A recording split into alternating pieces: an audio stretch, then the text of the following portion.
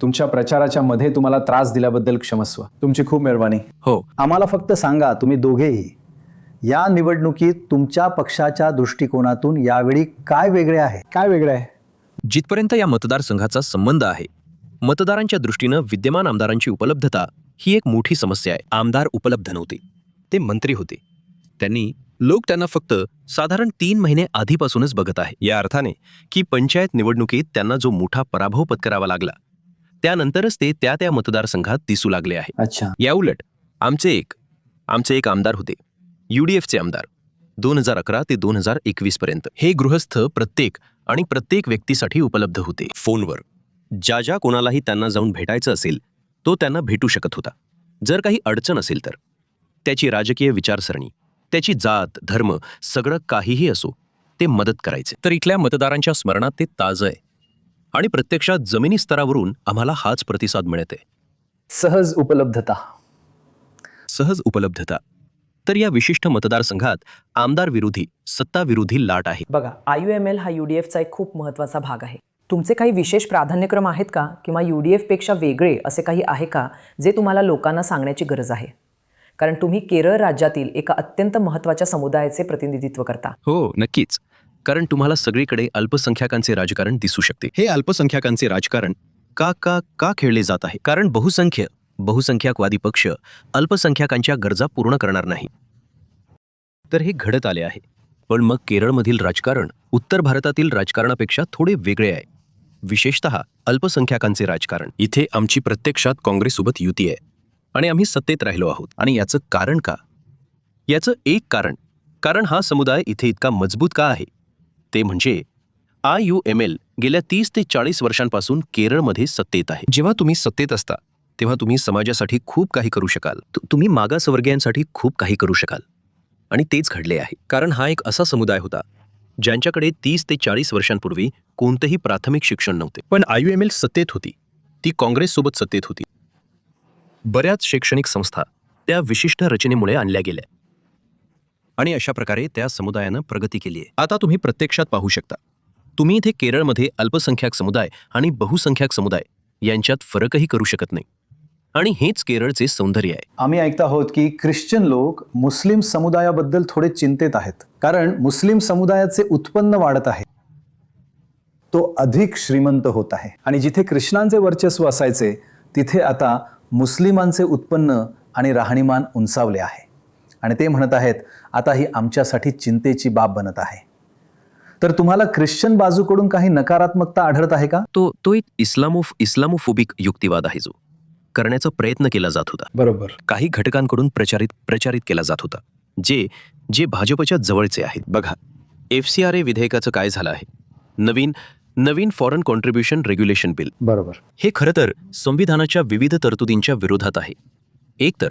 पण हे अल्पसंख्याक संस्थांवर हल्ला करत आहे. आज मी Catholic bishops conference of India आणि सर्व ख्रिश्चन संघटनांची भाजपवर टीका करणारी निवेदनं पाहिली, ज्यात म्हटलं आहे की हा नवीन FCRA विधेयक जे त्यांनी दुसऱ्या दिवशी लोकसभेत सादर केले आहे, ते फक्त ख्रिश्चन संस्था ताब्यात घेण्यासाठी आहे. सर्व अल्पसंख्याक संस्था. त्यांचं म्हणणं आहे की जर एखादं नूतनीकरण जे सुरू आहे ते रद्द होणार असेल तर त्यांनी अनेक वर्षांपूर्वी स्थापन केलेली संस्था सरकार ताब्यात घेणार आहे, जे पूर्णपणे हास्यास्पद आहे.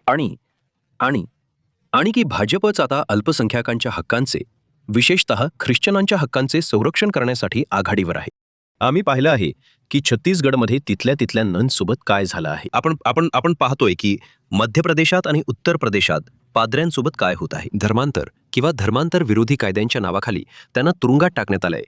आणि हे सर्व भाजप सरकारने केलंय. आणि ते इथे मगरीचं अश्रू ढाळत आहेत आणि म्हणत आहेत की हो, आम्ही खरं तर पंतप्रधान मोदी केरळमध्ये येत आहेत आणि फक्त 2च भागात सभांना संबोधित करत आहेत. त्यापैकी एक भाग पाला, जो प्रामुख्याने ख्रिश्चन बहुल भाग आहे. म्हणजे याचा अर्थ असा की तुम्हाला माहिती आहे, ते त्यांना वाटतं की ख्रिश्चन हा त्यांचा भाग आहे, ते त्यांचे तिथले विषय आहे आणि ते फूट पाडण्याचा प्रयत्न करत आहेत. पण ख्रिश्चन समाज हा एक खूप सुशिक्षित विद्वान समाज आहे आणि ते या सगळ्या गोष्टींमागचं सत्य ओळखते. आणि हे केरळ आहे, नाही? हे केरळ आहे. हो. IUMLने ह्यावेळेस तुम्ही खूप नवीन लोकांना आणण्याचा प्रयत्न केला आहे. तुम्ही खरं तर तुमच्या कोणत्याही आमदारांना पुन्हा नामांकित केले नाही. सर्व विद्यमान आमदारांना वगळण्यात आले आणि एका गैरमुस्लिम व्यक्तीलाही उमेदवार म्हणून उभे केले. तरुण पिढीला आकर्षित करण्यासाठी कायापालट करण्याची गरज आहे का? कारण तुमच्यावर एक जातीयवादी गट असल्याचा ठपका ठेवण्यात आला आहे आणि तुम्ही स्वतःला सादर करण्याचा प्रयत्न करत आहात.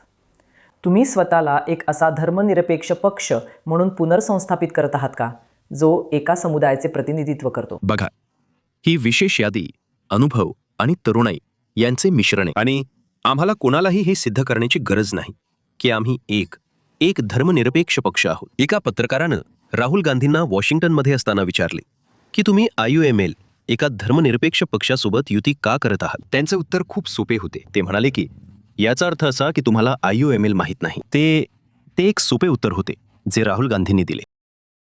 आणि केरळमध्ये कोणीही, अगदी भाजपसुद्धा, आम्ही धर्मनिरपेक्ष पक्ष नाही असं म्हणणार नाही किंवा तसा आरोपही करणार नाही, कारण आम्ही त्याच पद्धतीनं काम करत आलो आहोत. आम्ही नेहमीच म्हटलंय की आम्ही अल्पसंख्याक समुदाय आणि मागासवर्गीयांच्या हक्कांसाठी लढू, पण याचा अर्थ असा नाही की आम्ही इतर समुदायांच्या, अगदी बहुसंख्य समुदायांच्या हक्कांसाठीही लढणार नाही. आणि तोच आमचा इतिहास आहे. आम्ही जगाला दाखवून दिलंय. अगदी बाबरी मशीद पाडल्यानंतरही इथे केरळमध्ये रक्ताचा एक थेंबही सांडला नाही. का? मुस्लिम लीगच्या नेतृत्वामुळे. त्यामुळे आम्हाला कोणालाही हे सिद्ध करण्याची गरज नाही की आम्ही एक धर्मनिरपेक्ष पक्ष आहोत. म्हणजे कोणीही अगदी वाईटातल्या वाईट स्वप्नात सुद्धा आमच्यावर धर्मनिरपेक्ष एक जातीयवादी पक्ष म्हणून आरोप करणार नाही. अगदी डाव्या पक्षांनी सुद्धा आम्हाला अनेक वेळा त्यांच्या आघाडीचा भाग होण्यासाठी आमंत्रित केला आहे, हे सांगून की आम्ही एक धर्मनिरपेक्ष पक्ष आहोत. मुस्लिम लीगसोबत युती करण्यात काही अडचण नाही. तर म्हणजे तो त्या प्रकारचा युक्तिवादच नाहीये. तर या प्रचाराचा, इस्लामोफोबियाचा किंवा तुम्हाला जे काही म्हणायचं असेल त्याचा आणखी एक पैलू हा आहे की जमाते इस्लामी IUML मध्ये खूप मजबूत भूमिका घेत आहे आणि खूप मोठा प्रभाव पाडत आहे. हे खरं आहे का? किंवा काय? यावेळी आणि मागच्या वेळी त्यांच्या भूमिकेत काय फरक आहे? तो आणखीन एक इस्लामोफोबिक, ज्याला तुम्ही प्रचार म्हणता, यावेळी डाव्यांकडून. म्हणजे ते खूप दुर्दैवी आहे. आमचा जमाते इस्लामीशी काहीही संबंध नाही. जमाते इस्लामी नेहमीच डाव्या पक्षांची, CPMची नैसर्गिक सहकारी राहिली आहे. फक्त 5 किंवा 6 किंवा 7 वर्षापूर्वी त्यांचे डाव्या पक्षांसोबत मतभेद झाले होते आणि त्यांना डाव्यांपासून वेगळे व्हावे लागले आणि ते म्हणाले की आम्ही डाव्यांना पाठिंबा देणार नाही, आम्ही UDFला पाठिंबा देणार आहोत.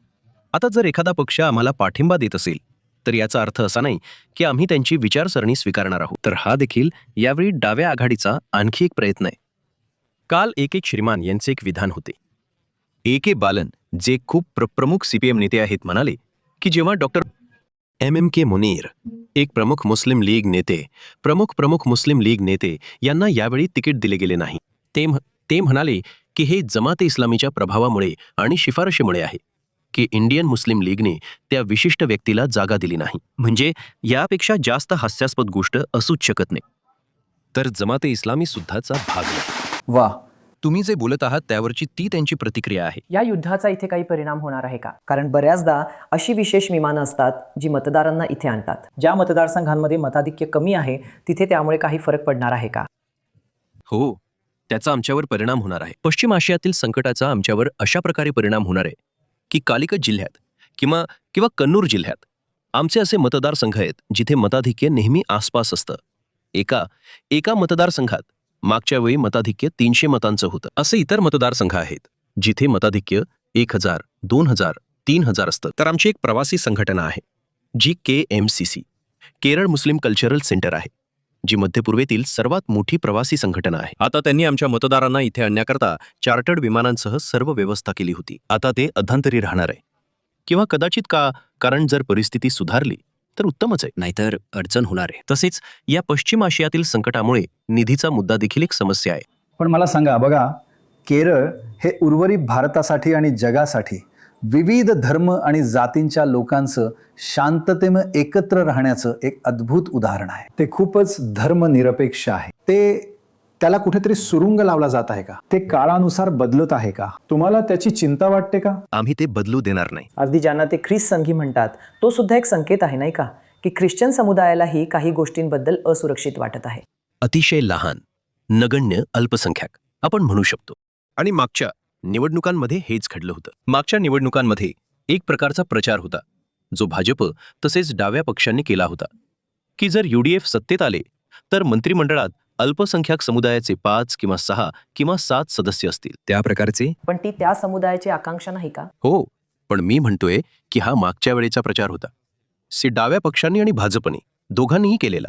तुम्हाला माहितीये, एक प्रकारचा इस्लामोफोबिया निर्माण करणारा. त्यामुळे मागच्या वेळी एक प्रकारचं ध्रुवीकरण झालं होतं. शिवाय कोविड आणि इतर सर्व समस्यांमुळे वगैरे. नाहीतर आमच्याकडे कधीच अशी परिस्थिती नव्हती की एखादे सरकार पुन्हा निवडून आले. यावेळी पंचायत निवडणुकांमध्ये काय झालं हे तुम्ही पाहिलं. पंचायत निवडणुकांमध्ये UDFला प्रचंड विजय मिळाला होता. ख्रिश्चनांनी UDFला पाठिंबा दिला आहे. ते लोकप्रिय जलाधार आहेत. UDF म्हणजे ख्रिश्चन आणि मुस्लिम आणि मागासवर्गीय मतदार. तर ते येत आहे ते पंचायत निवडणुकांमध्ये UDFकडे परत आले आहे आणि आम्हाला आशा आहे की तोच ट्रेंड विधानसभा निवडणुकांमध्येही कायम राहील. पण तुम्हाला माहिती आहे, तुम्ही ते ऐकता आणि तुम्ही म्हणता की तुम्ही ते थांबवाल, पण तुम्ही एकटेच नाही आहात. म्हणजे मोठ्या शक्ती, पैसा, सर्व काही येत आहे. ते त्यांच्या स्वतःच्या स्वार्थासाठी केरळला विभागण्याचा प्रयत्न करत आहेत का, जे इतकी वर्ष पूर्णपणे एकजूट राहिले आहे? तसे होत आहे का? ती चिंतेची बाब आहे का? ते प्रयत्न करत आहेत. कारण जसे मी म्हणालो, पंतप्रधान मोदी पाला नावाच्या ठिकाणी येत आहेत जिथे प्रामुख्याने ख्रिश्चन लोकसंख्या आहे, जे कधीही घडले नाही. ते पालक्कडला जाऊ शकले असते. ते त्रिवेंद्रमला जाऊ शकले असते जिथे भाजपची लक्षणीय उपस्थिती आहे. खरं तर तुम्ही कदाचित किंवा नाही, यावेळेस त्रिवेंद्रम कॉर्पोरेशन भाजपने जिंकली आहे. ते त्रिवेंद्रमला जात नाहीत, ते पाला येथे जात आहेत, जो प्रामुख्यानं ख्रिश्चन बहुल भाग आहे. हा एक संकेत आहे. म्हणूनच मी म्हणालो की आम्ही ते थांबवू, कारण ते लोक यामागचे सत्य ओळखतील. अगदी ख्रिश्चन. जसे मी म्हणालो, ख्रिश्चन समाज हा एक खूप सुशिक्षित आणि विद्वान समाज आहे. ते या सर्व गोष्टींमागचे सत्य ओळखतील आणि ते या भाजप आणि CPMला पूर्णपणे उघडे पाडतील. तर डावे पक्ष सुद्धा मुस्लिम संघटनांपर्यंत पोहोचत आहेत. ते कदाचित नाही, त्यांनी IUMLला सुद्धा प्रयत्न केला असं आम्हाला सांगण्यात आलं आहे, पण ते इतर मुस्लिम संघटनांपर्यंत पोहोचत आहेत. मुस्लिम समुदाय डाव्या पक्षांसोबत का जुळवून घेऊ इच्छिणार नाही? जसं मी म्हणालो, हा इस्लाम. ते स्वतःला धर्मनिरपेक्ष सुद्धा म्हणतात. हो, इस्लामोफोबिक हिस्टेरिया जो इथल्या विशिष्ट समाजाच्या नेत्यांच्या काही गटांनी निर्माण केला होता, त्याला डाव्या पक्षांचा प्रचंड पाठिंबा होता, CPMचा प्रचंड पाठिंबा होता, जे समाजाला खरं तर समजलं. आणि म्हणूनच पंचायत निवडणुकीच्या वेळी समाजानं त्यांना बाजूला ठेवलं आणि ते विधानसभा निवडणुकीत सुद्धा चालू राहील. आणि वेल्लापल्ली नटेसन हे सुद्धा एक घटक आहेत का? कारण ते मुख्यमंत्र्यांसोबत दिसतात. अगदी बरोबर. आणि त्यांनी उल्लेख केला आहे की म्हणजे मी विशेषतः एका नावाचा उल्लेख नाही केला, पण माझा रोख याच विशिष्ट नेत्याच्या नावाकडे होता. अशी एक चर्चा आहे की तुम्ही उपमुख्यमंत्री पदासाठी आग्रह धरत आहात. त्यात थोडं तथ्य आहे का? तुम्हाला ते आवडेलच अर्थात. ती फक्त एक अफवा आहे. तुम्ही म्हणालात की ती अफवा आहे. ती एक अफवा आहे. खरं तर आम्ही पक्का आधार असलेली अफवा नाही. खरं तर आमच्या अध्यक्षांनी काल एका मीडिया हाऊसला सांगितले की आम्ही उपमुख्यमंत्री पदाची मागणी करणार नाही. आम्ही मागणार नाही. पण तुम्हाला ते मिळू शकतं आणि तुम्ही खुश व्हाल. म्हणजे जर कोणी काही देऊ केलं, आम्ही म्हणतो म्हणजे ते उपमुख्यमंत्री होऊ शकतात. ते मुख्य होऊ शकतात, उपमुख्यमंत्री. मिस्टर गफूर, प्रणयला तुम्हाला एक प्रश्न विचारायचा आहे की तुम्ही उपमुख्यमंत्री होऊ शकता. आमचा पक्ष तशी मागणी करत नाही. आम्ही नाही. तुम्ही अशा मतदारसंघात उभे आहात जिथे मुस्लिम बहुसंख्य असतीलच असे नाही. तुमचं आवाहन फक्त समाजापुरतं नाहीये, बरोबर ना? तुम्ही त्यांना काय सांगता? इथे मिश्र समाज आहे आणि असं नाही की कोणताही ठीक आहे. समाज इथे प्रबळ आहे. इथे आमचा एक मिश्र समाज आहे, म्हणून आम्ही सर्व समाजांना आवाहन करतो, फक्त मुस्लिमांनाच नाही. मी सर्व समाजांना आवाहन करतो आणि ते खूप चांगला प्रतिसादही देतात. आमचे सर्व समुदायांसोबत चांगले संबंध आहेत. माझ्या वडिलांचेही खूप चांगले संबंध होते आणि त्यांनी असं दाखवून दिलंय की ते सर्व समुदायांमधील प्रत्येकाला मदत करत होते. तर ते असेल ते मलाही तसंच बघतील. माझ्या वडिलांनी केलं होतं, केलं आहे. सर्वत्र भीतीचं कथानक दिसतंय, नाही का? अल्पसंख्याक समुदायासाठी ती असुरक्षितता. राजकीय पक्ष याच गोष्टीचा फायदा घेताना दिसतात, अल्पसंख्याक समुदायाच्या असुरक्षिततेचा. केरळमध्ये हे वेगळं आहे का? केरळमध्ये हे वेगळं आहे. केरळचे लोक खूप खूप वेगळे आहेत. म्हणजे कळमसेरीमध्ये या मतदारसंघात त्यांना गेल्या 10 वर्षांचा अनुभव आहे. 11 जेव्हा 2011 ते 21 पर्यंत माझे वडील तेव्हा इथे प्रतिनिधित्व करत होते आणि त्यांनी हे अनुभवलं होतं. त्यामुळे मला वाटत नाही की काही शंका असेल. एक गोष्ट माझ्या लक्षात आली आहे की जेव्हा लोक तुमच्याकडे हात हलवतात तेव्हा त्यांच्या चेहऱ्यावर एक मोठं हसू असतं.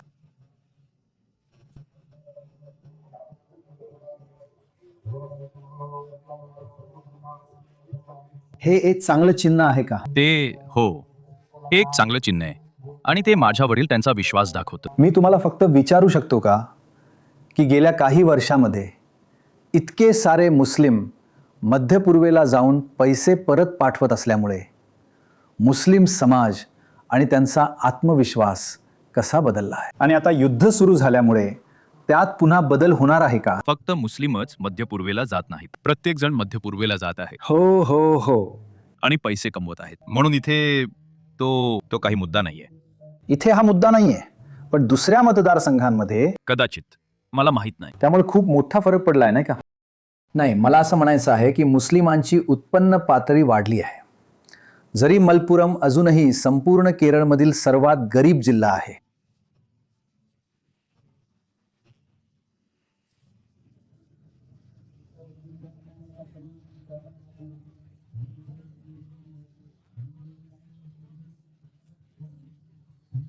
अजून खूप लांब जायचंय, बरोबर? हो, अजून खूप लांब आहे. आर्थिक विषमता सर्वत्र आहे. तर इथे पण आहे. म्हणजे असं नाही की जास्त उत्पन्न असलेले मुस्लिम जात आहेत. प्रत्येक जण मध्य पूर्वेत जाऊन पैसे कमावते. हो, आमच्याकडे आहे. आम्हाला इथे खूप अनुभव आहे. आणि युद्धामुळे काय फरक पडलाय? हो, युद्ध म्हणजे एक खूप कठीण परिस्थिती आहे, कारण सर्व समाजातील लोक काळजीत आहेत. हो, म्हणून आपण ते कसं तरी थांबलं पाहिजे. तर मुख्य तुमच्या भाषणांमध्ये तुम्ही नेहमी कोणत्या 2 गोष्टी सांगता? बघा, मी नेहमी सांगतो की मागच्या UDF सरकारमध्ये आमच्याकडे खूप चांगले विकास कार्यक्रम होते, म्हणून मी त्यांना त्या विकास कार्यक्रमांचं सातत्य देऊ करत आहे. आणि शिवाय उपलब्धता, तो मुद्दा सुद्धा आहे. तर मी देऊ करतोय. मी उपलब्धता देऊ करतोय. केरला स्टोरी 1 आणि केरला स्टोरी 2 मुळे खरंच तुम्हाला मदत होते का? कोणीही याची पर्वा करत नाही की केरला स्टोरी 1 आणि केरला स्टोरी 2 काय होती. आम्हाला माहित आहे की खरी केरला स्टोरी काय आहे. हे तर केरळ सुद्धा नाहीये. हे तर केरळ सुद्धा नाहीये. तर तुम्हाला कशाची चिंता वाटते या निवडणुकीत? एक मुद्दा जो तुम्हाला चिंतेत टाकतो. बघा, ते याला सांप्रदायिक ध्रुवीकरणाचा रंग लागता कामा नये. बरोबर. कारण ते केरळ नाही. ते केरळ नाही. पण तशी काही शक्यता आहे का? लोक प्रयत्न करत आहेत. बघा, लोक प्रयत्न करत आहेत आणि म्हणजे आमच्याकडे पुरेसे पुरावे आहेत की काही मतदारसंघांमध्ये भाजप आणि CPM मध्ये काही सुप्त समज आहे. कारण दोन्ही पक्षांची उद्दिष्टे एकच आहेत. एक आहे काँग्रेस मुक्त भारत, दुसरे आहे काँग्रेस मुक्त केरळ. त्यामुळे उद्दिष्ट एकच आहे. त्यामुळे ते उद्दिष्ट साध्य करण्यासाठी पुढे जाऊन ते एक प्रकारचा सुप्त समज करून घेतील. तुम्ही अफवाबद्दल बोलत होतात. ही सुद्धा एक अफवा आहे का? बघा, आमच्या विरोधी पक्ष नेत्याकडे काही विश्वसनीय पुरावे होते आणि त्यांनी खरं तर त्या मतदारसंघांची नावंही सांगितली होती जिथे हे घडणार आहे. म्हणून ती एक चिंतेची बाब आहे. असं घडायला नको. तुम्ही राजकारण करा, आपण लढू शकतो. पण जर तुम्ही जातीय ध्रुवीकरणाबद्दल बोलाल तर ते अवघड होईल. पण तुम्ही असं म्हणणार नाही का की भारतातील सर्व पक्षांमध्ये डावे पक्ष सर्वात कमी जातीयवादी आहेत? सत्ता टिकवण्यासाठी ते जे काही करू शकतात ते करत आहेत. म्हणजे ती एक खूप दुर्दैवी गोष्ट आहे जिथपर्यंत डाव्यांचा संबंध आहे.